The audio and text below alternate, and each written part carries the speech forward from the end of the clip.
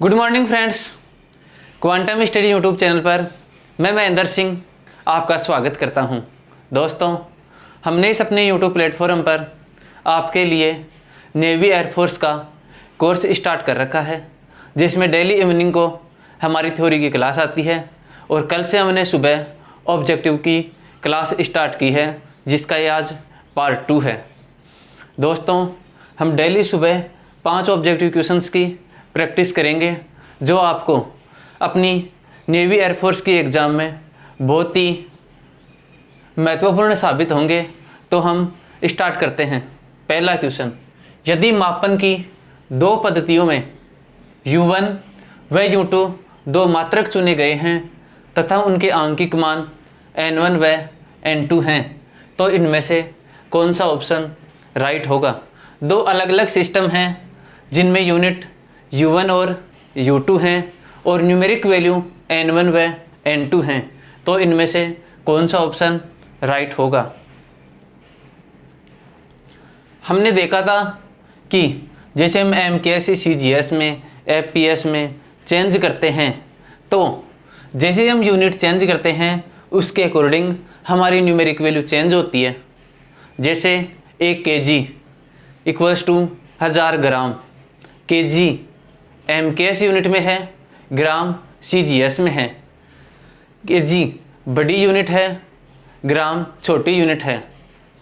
जैसे ही हम kg से ग्राम में चेंज करते हैं, हमारी न्यूमेरिक वैल्यू 1 से 1000 हो जाती है।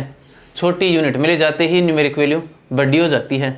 इसी प्रकार का रिलेशन हमें बताना है कि दो अलग अलग सिस्टम में यूनिट U1 और U2 हैं और न्यूमेरिक वैल्यू N1 व N2 हैं, तो इनमें क्या रिलेशन होगा।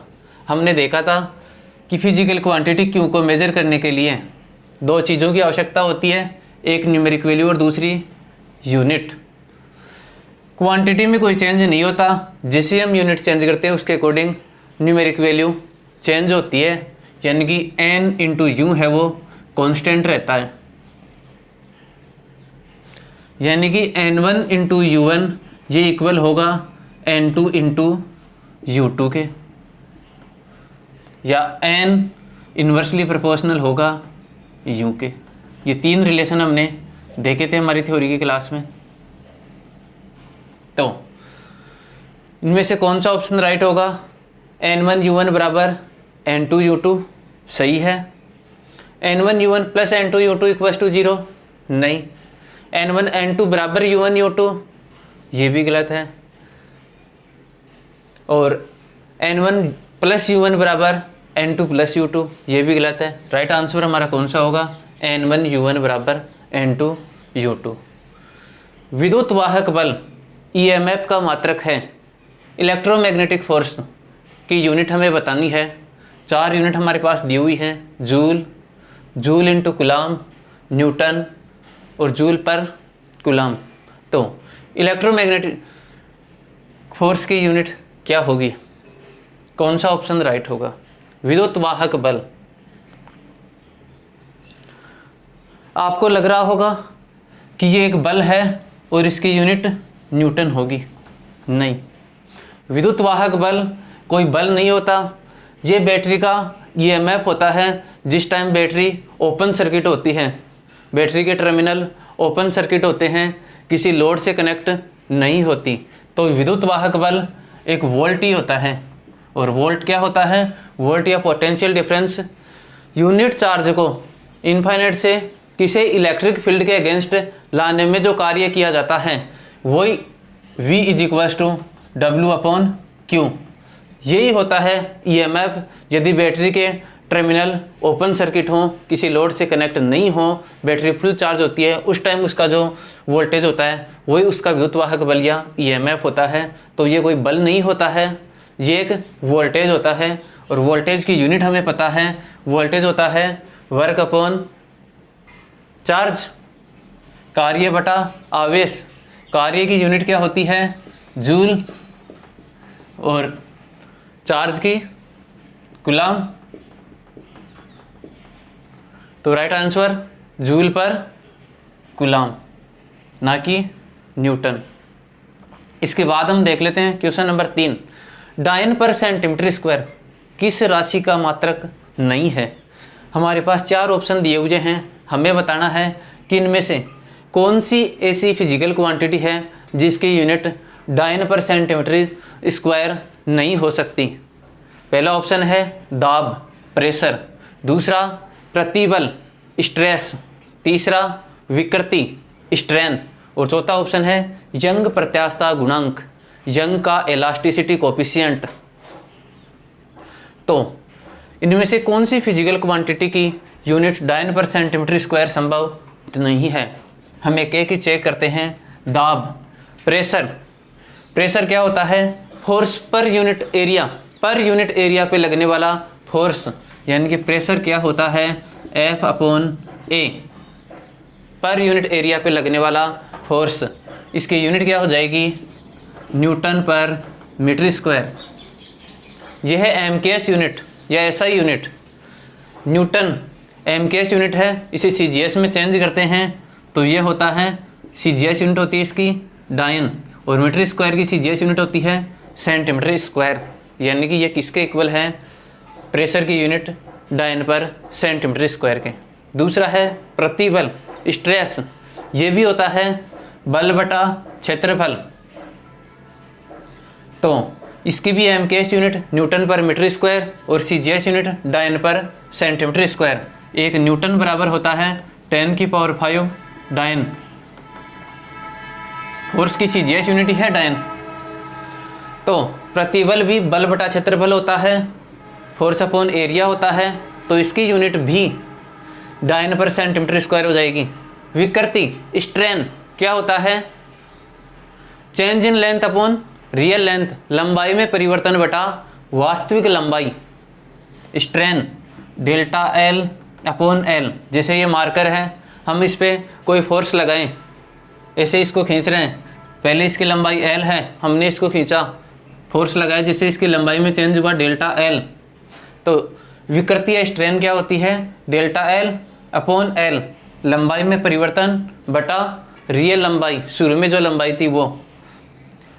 यदि इसके यूनिट की बात करें, ऊपर लेंथ मीटर में, नीचे लेंथ मीटर में, मीटर से मीटर कैंसिल, मास यहाँ पे है नहीं, टाइम यहाँ पे है नहीं, तो ये एक यूनिटलेस फिजिकल क्वांटिटी होती है।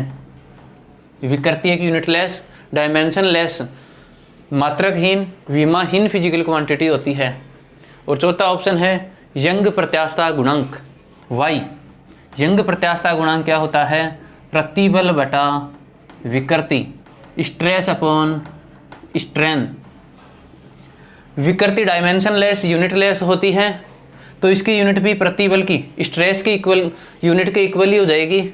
स्ट्रेस की प्रतिबल की जो यूनिट है डायन पर सेंटीमीटर स्क्वायर। यानी कि हमारे पास यहाँ पर 3 ऑप्शन, दाब, प्रतिबल और यंग का प्रत्यास्थता गुणांक, तीनों की यूनिट डायन पर सेंटीमीटर स्क्वायर के इक्विवेलेंट होती है, लेकिन विकृति स्ट्रेन की कोई यूनिट नहीं होती, तो डायन पर सेंटीमीटर स्क्वायर इसके यूनिट के इक्विवेलेंट नहीं होगा। 4th क्वेश्चन देखते हैं। निम्न में से कौन सा व्युत्पन्न मात्रक है? 4 ऑप्शन आपके पास दिए हुए हैं, इनमें से हमें बताना है कि कौन सी फिजिकल क्वांटिटी है वो डेराइव्ड फिजिकल क्वांटिटी है। 2 तरह के मात्रक होते हैं, 2 तरह की फिजिकल क्वांटिटी होती हैं, एक फंडामेंटल और दूसरी डेराइव्ड। इनमें से कौन सी डेराइव्ड फिजिकल क्वांटिटी है? फंडामेंटल फिजिकल क्वांटिटी 7 होती हैं, mass, length, time, electric current, temperature, luminous intensity और अमाउंट ऑफ सब्सटेंस। लंबाई, द्रव्यमान, समय, तापमान, विद्युत धारा, ज्योति तीव्रता और पदार्थ की मात्रा।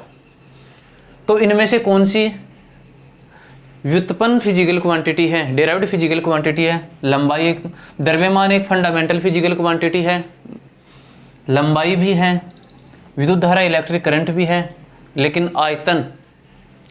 आयतन लंबाई इंटू लंबाई 3 बार लंबाई से, 3 फंडामेंटल क्वांटिटी 3 बार लंबाई पे डिपेंड कर रहा है, यानी कि ये एक डेराइव्ड क्वांटिटी है।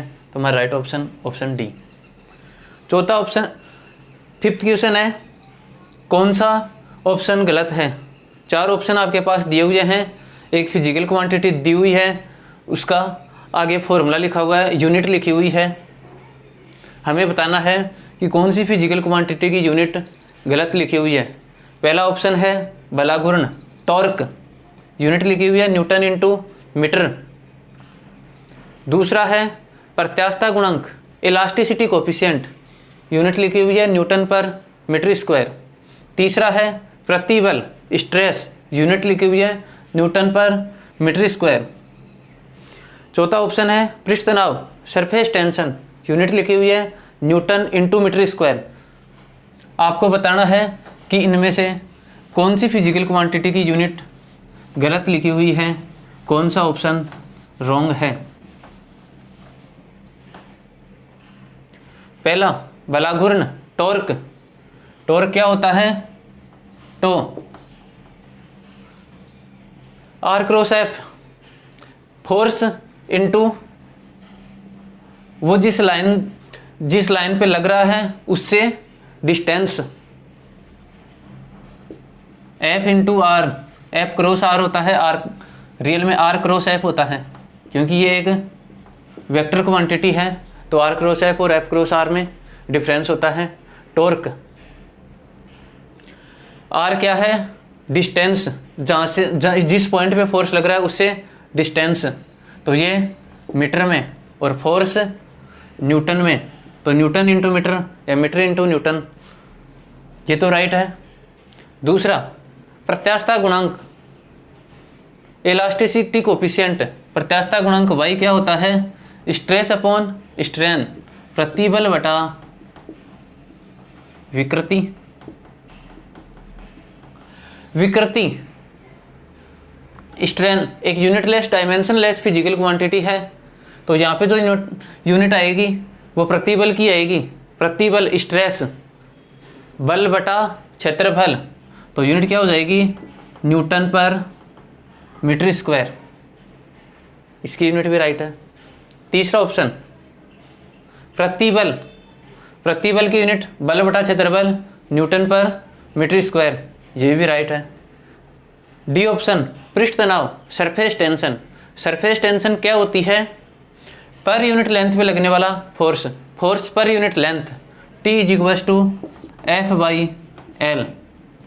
फोर्स की यूनिट न्यूटन और लेंथ की यूनिट मीटर, तो इसकी यूनिट क्या होगी? न्यूटन पर मीटर, लेकिन दिया हुआ क्या है? न्यूटन इंटू मीटर स्क्वायर, यानी कि इसकी यूनिट है वो गलत दी हुई है। ये हमारा राइट आंसर हो जाएगा। हमने 5 ऑब्जेक्टिव क्वेश्चन देखे। डेली हम मॉर्निंग में इसी प्रकार 5 ऑब्जेक्टिव क्वेश्चन की प्रैक्टिस करेंगे। इवनिंग में हमारी थ्योरी की क्लास चलती रहेगी। आपको हमारा वीडियो कैसा लगा कमेंट बॉक्स में बताएं। आपके अन्य भी कोई सुझाव हों तो हमें कमेंट बॉक्स में अवश्य बताएं। धन्यवाद।